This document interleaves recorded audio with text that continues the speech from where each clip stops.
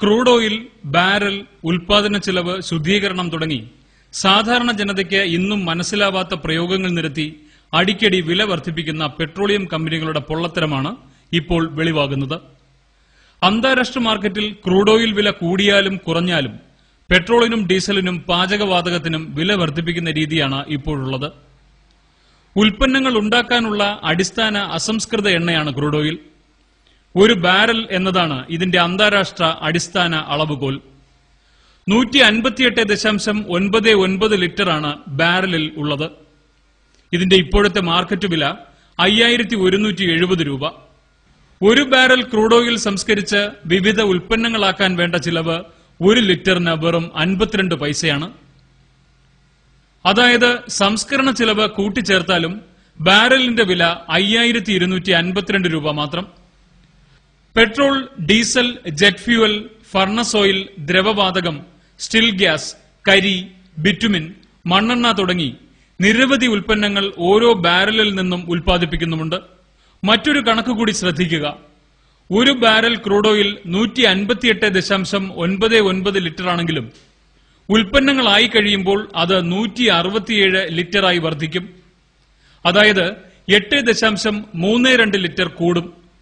സംസ്കരണ നേട്ടമെന്നാണ് ഇതിനെ പറയുന്നത്.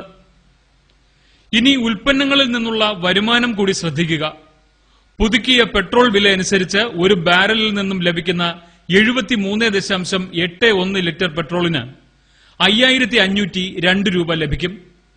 ഓരോ ബാരലിൽ നിന്നും ലഭിക്കുന്ന ഡീസൽ 34.82 ലിറ്ററാണ്. നിലവിലെ വില അനുസരിച്ച് 1532 രൂപ ലഭിക്കും. വിമാന ഇന്ധനത്തിന് 15.5 ലിറ്ററിന് 905 രൂപ വരുമാനം ലഭിക്കും. ഇത്രയും ആകുമ്പോൾ തന്നെ ആകെ വരുമാനം 7939 രൂപ കവിയും. ഉൽപ്പന്നങ്ങൾ ഇനിയും ബാക്കിയാണ്. മണ്ണെണ്ണ 3/4 ലിറ്റർ, ലൂബ്രിക്കന്റുകൾ 1.89 litre, petrochemical feedstocks 4.54 litre, കരി 6.81 ലിറ്റർ, ഫർണസ് ഓയിൽ 8.7 ലിറ്റർ, ദ്രവവാതകം 7.19 litre, still gas 7.19 litre, bitumen 4.54 litre. ഇതിന്റെ ഒക്കെ വില കൂട്ടിച്ചേർത്താൽ ആകെ വരുമാനം 15000 രൂപ കടക്കും. സംസ്കരണ ചിലവടക്കം ആകെ 5232 രൂപയ്ക്ക് ലഭിക്കുന്ന ഒരു ബാരൽ ക്രൂഡ് ഓയിലാണ് 15000 രൂപയായി മാറുന്നത്. 2 ഇരട്ടി ലാഭം. എന്നിട്ടും ജനങ്ങളെ പറഞ്ഞു വഞ്ചിക്കുന്നത് നഷ്ടക്കണക്കുകൾ പറഞ്ഞ്. കഴിഞ്ഞ സാമ്പത്തിക വർഷം ഇന്ത്യൻ ഓയിൽ കോർപ്പറേഷൻ 10,091 കോടിയും ഭാരത് പെട്രോളിയം 1700 കോടിയും ലാഭമുണ്ടാക്കിയെന്ന് ഈ കമ്പനികളുടെ സാമ്പത്തിക രേഖകളും ഓഹരി വിപണി മൂല്യവും കണക്കിലെടുത്താൽ വ്യക്തമാവുകയും ചെയ്യും.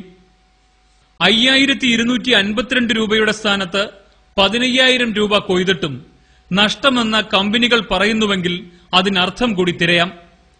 ഒരു വാഹനമുണ്ടായെന്ന തെറ്റ് ചെയ്ത ജനത്തിന്റെ പോക്കറ്റിലെ പണം പമ്പുടമകൾ, ഏജൻസികൾ തുടങ്ങി സർക്കാരുകളെന്ന വമ്പൻ സ്രാവുകൾ വരെ വിഴുങ്ങുകയാണ്. ഒരു വാഹന ഉടമ റോഡ് നികുതി അല്ലാതെ തന്നെ ഒടുക്കുന്നുണ്ട്.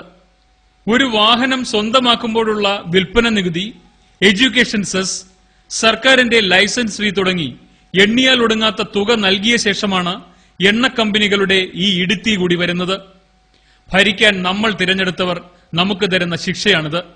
ഏറ്റുവാങ്ങാം പരാതികളില്ലാതെ.